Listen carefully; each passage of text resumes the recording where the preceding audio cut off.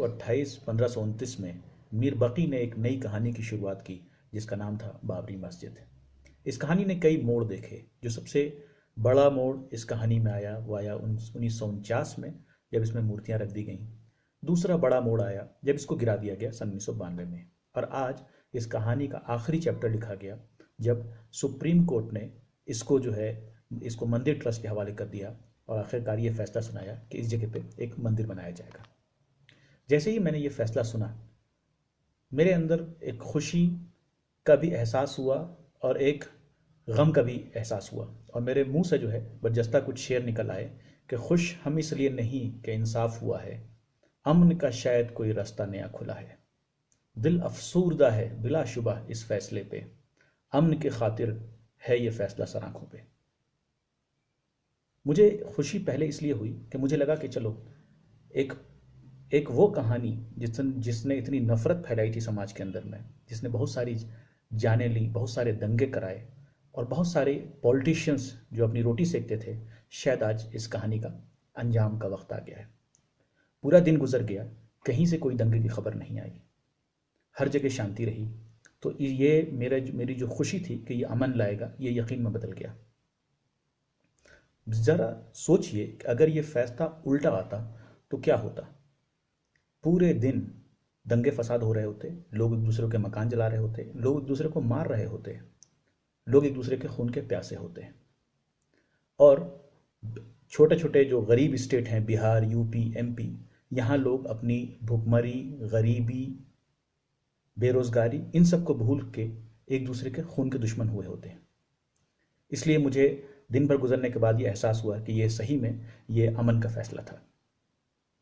कुछ मिथ हैं मुसलमानों को लेके, इस फैसले ने उस मिथ को भी दूर किया। मुसलमानों ने शुरू से ये कहा है कि हम सुप्रीम कोर्ट के फैसले का वेलकम करेंगे और जो सुप्रीम कोर्ट जो कहेगा हम वो मानेंगे।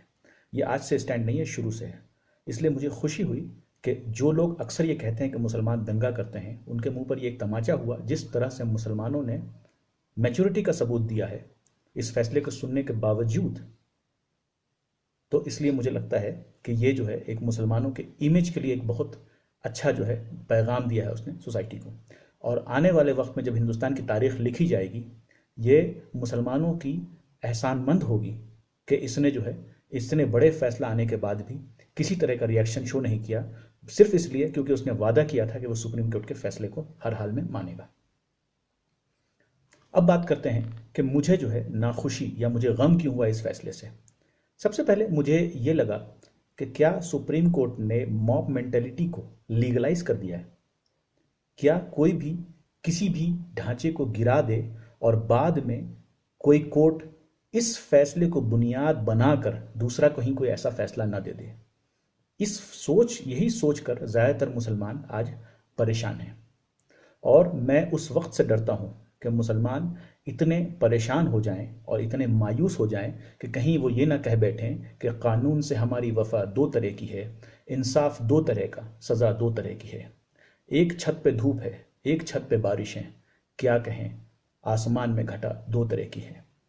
किस रुख से तुमको चाहें भला, किस पे मर मिटें, सूरत तुम्हारी जलवानुमा दो तरह की है। ये चंद शेर थे एजाज साहब की नज़म से। मैं नहीं चाहता हूँ कि 20 करोड़ मुसलमान के अंदर में ऐसी कैफियत पैदा हो जाए और ऐसी मायूसी पैदा हो जाए कि वो मुल्क से मायूस हो जाएं, यहाँ के निज़ाम से मायूस हो जाएं।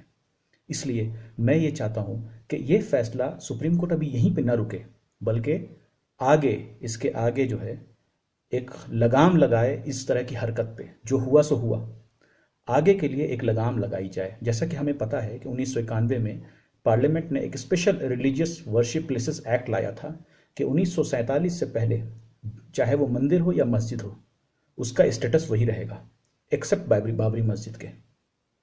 तो हम ये चाहते हैं कि सुप्रीम कोर्ट या हिंदुस्तान का पार्लियामेंट इस तरह का कानून लाए कि इस किसी भी प्लेस ऑफ वर्शिप के साथ अब कोई छेड़छाड़ ना हो, अब मंदिर या मस्जिद के नाम पे कोई खून खराबा ना हो।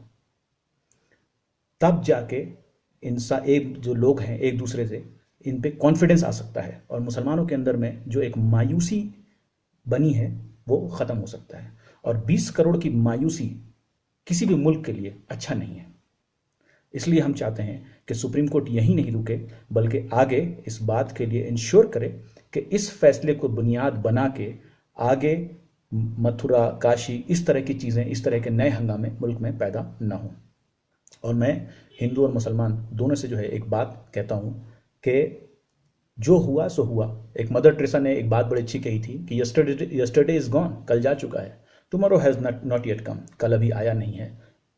लेट अस हैव टुडे, जो है let us have today and let us begin.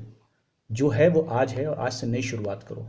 आज से हिंदू और मुसलमान दोनों इस नई शुरुआत करें और अपनी असल दुश्मनी को पहचानें। मंदिर मस्जिद उन्हें खाना नहीं देगा, मंदिर मस्जिद उन्हें नौकरी नहीं देगा, मंदिर मस्जिद उन्हें जो है पॉल्यूशन से नहीं बचाएगा। तो इन सब चीज़ों पर गौर करें और नई शुरुआत करने की कोशिश करें। Thank you.